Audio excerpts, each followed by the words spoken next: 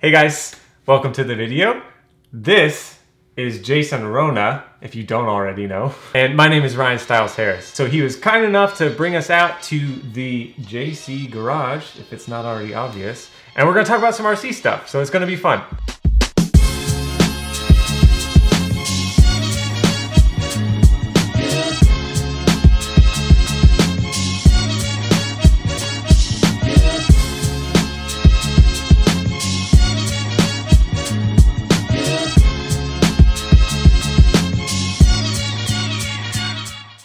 First topic we want to talk about is something a lot of guys, especially like myself, if we're, I guess you would call us like privateer racers, we're out there, weekend warriors, and try and go to the big races when we can. And eventually you kind of get to this point where like, wow, I really wish that I could get picked up by somebody, something, and you know, because I'm getting faster or whatever that case may be. So I wanted to ask you, as a owner of one of the largest, you know, companies out there for tires and accessories, all that stuff, what do you look for in a driver when you're potentially going to pick somebody up as like an ambassador for your company? I mean, there's obviously multiple levels to the whole thing. To me, what stands out to somebody is, I guess what makes me ask somebody else, I guess what would say is, are they prepared? Do they have their equipment together?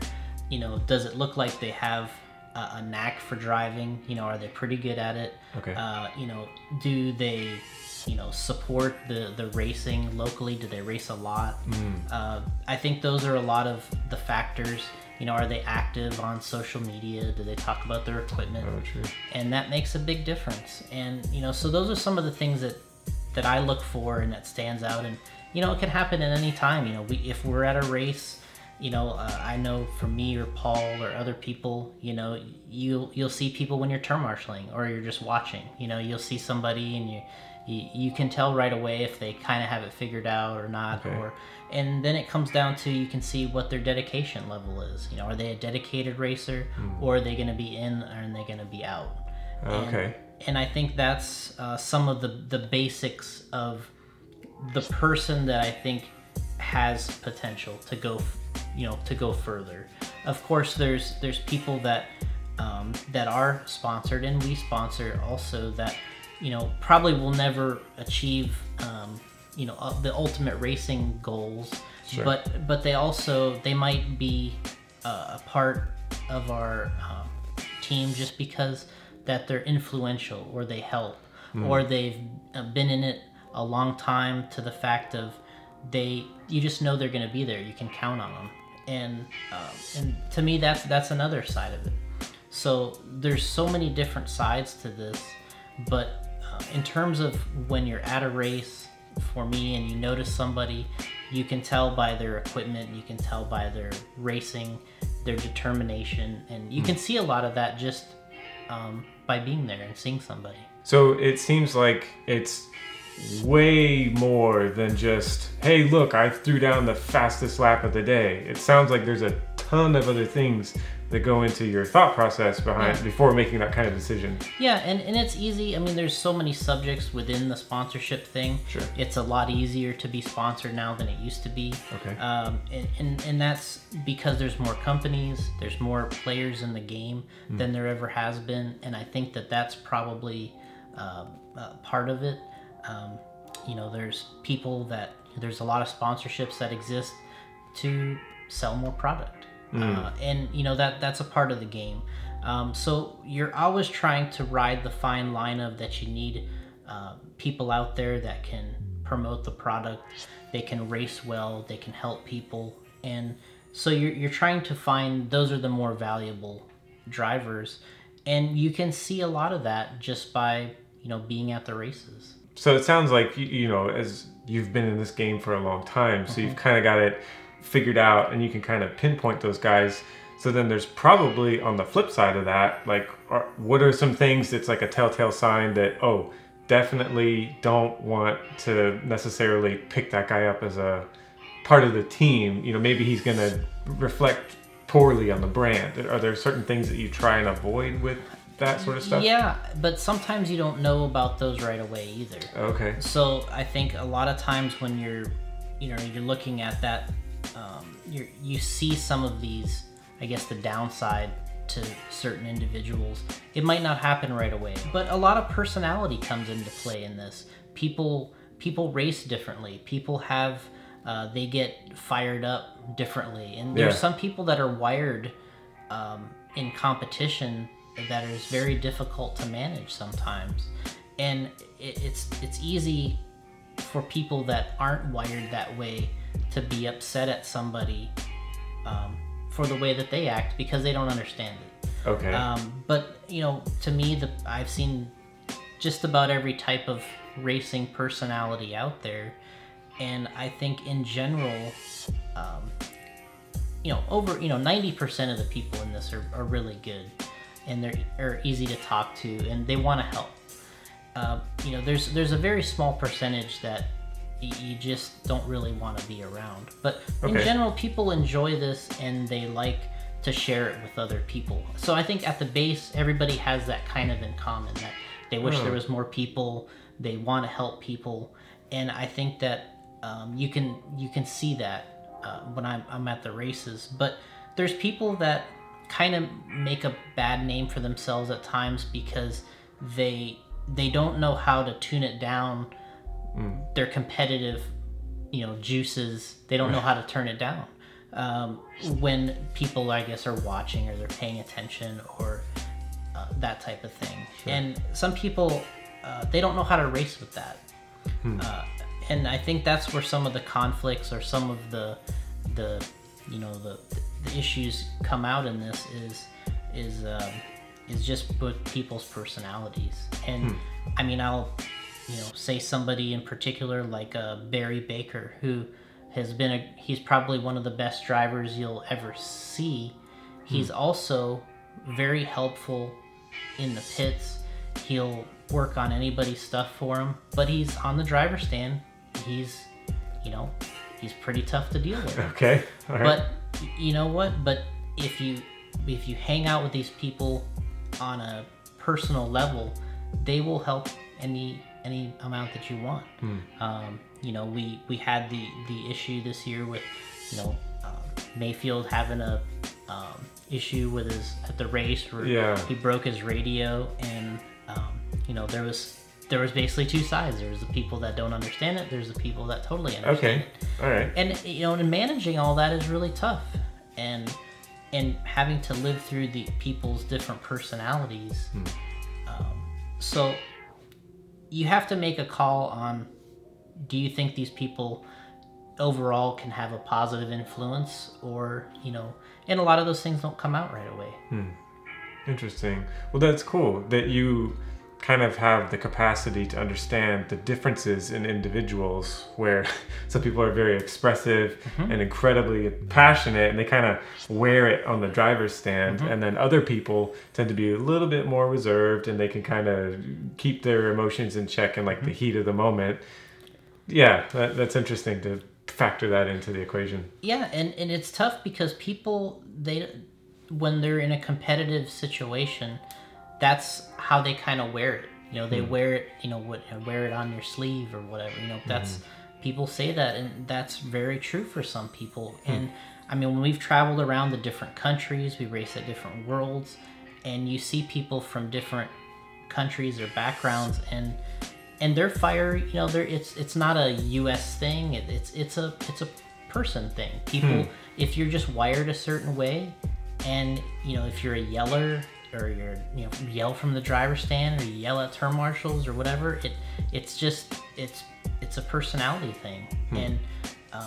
And sometimes they're the nicest, most helpful guys in the pits. Yeah. But when they're racing, they get crazy, and you have to be able to kind of manage that fine line and know that, hey, this person, they do have a positive influence on this, but when they're racing, they're a little crazy. But in general, if you have a question and you need something, or they're usually the most helpful people too. That's the part that you have to kind of weigh. Okay, I like that. Just like a quick follow-up to that. Let's say, hypothetically, there's little Jimmy. He's going fast. He was going to the B main. Now he's in the A main. Everybody's saying he's going fast. and he's going to try really hard to keep going in the right direction.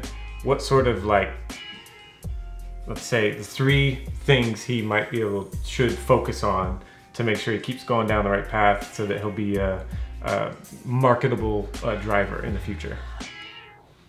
So for 3 things, I think it's hard because there's so many people in this that when they're 9, 10, 11, 12 years old, everybody thinks they have the next Ryan Cavallari, the next Ryan Mayfield. Okay. But all they've shown is the ability to drive the car and have some speed. You know, everyone thinks, I got the next Mayfield, I got the next Cavallari, but that's not really true because those guys are still around. There's nobody beating them. True. So it's like, obviously they have something that not all these 9, 10, 11-year-olds have.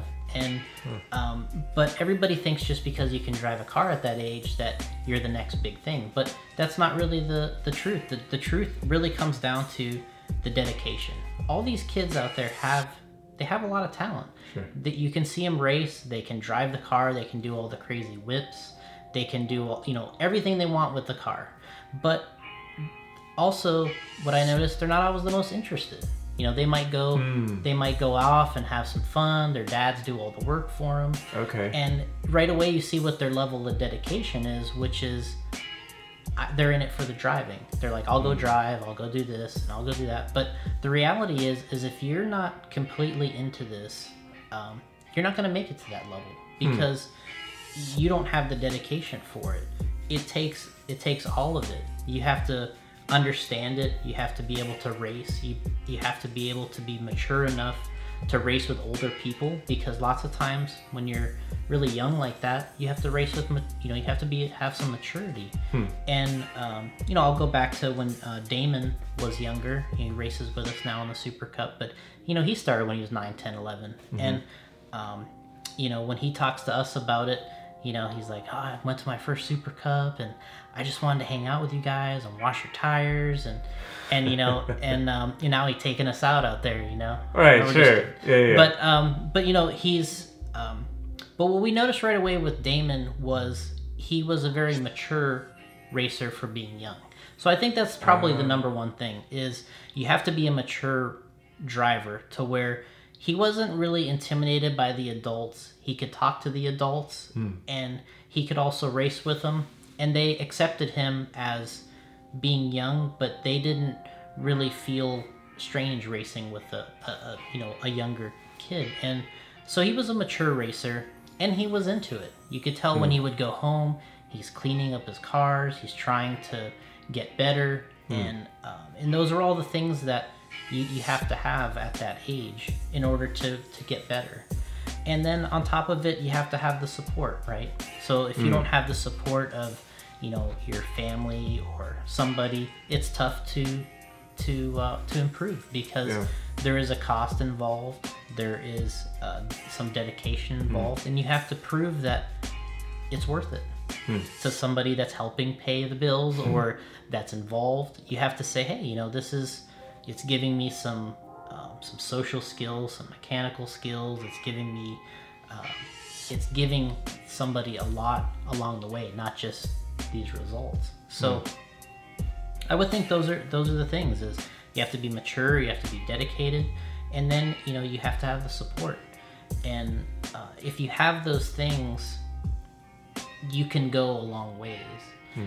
Then it's just, you know, can you handle the ups and downs?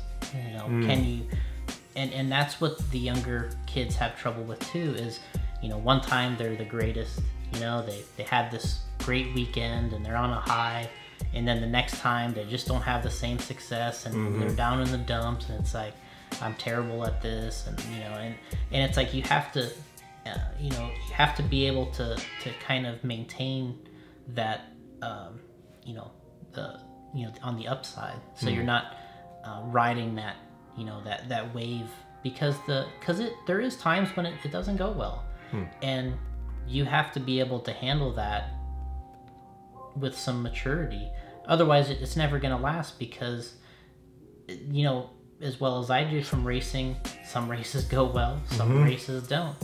And you know, of course you want to go out there and say every time you're going to win, but it's not just up to you. You know, say if you run perfectly and you can't control everything. So you have to be able to handle the ups and downs. So I think that's probably the next level to help somebody, help them get to the next point. No, that's solid. So you'd say dedication, a good support system, and then being able to handle the good times and the bad times.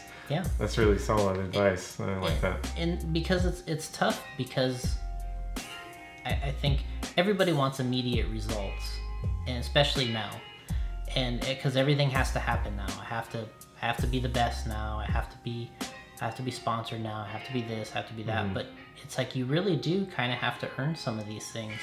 At some point or another, you do have to show something that you have some stability or some marketability or some you have to show something. You can't just fake it forever. Right. And you can faking it will get you so far, but at some point somebody will say, you know what, this guy's not really that good, and that really that's the thing that you're kind of racing. You're racing that moment. So and this is a time when people get things before they should, and in this day and age people get things before they should because of the market and everything else. But at some point it will show if you really deserve it or not.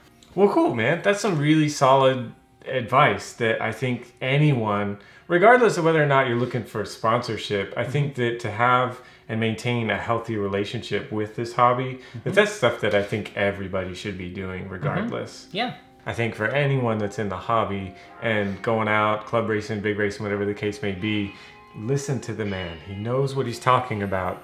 So that's it for this video, guys. Thanks for watching. If you have any comments well, Jason, he's not going to respond, but I can respond to your questions that you might have in the comments down below, and subscribe if you haven't, and we'll see you guys in the next one.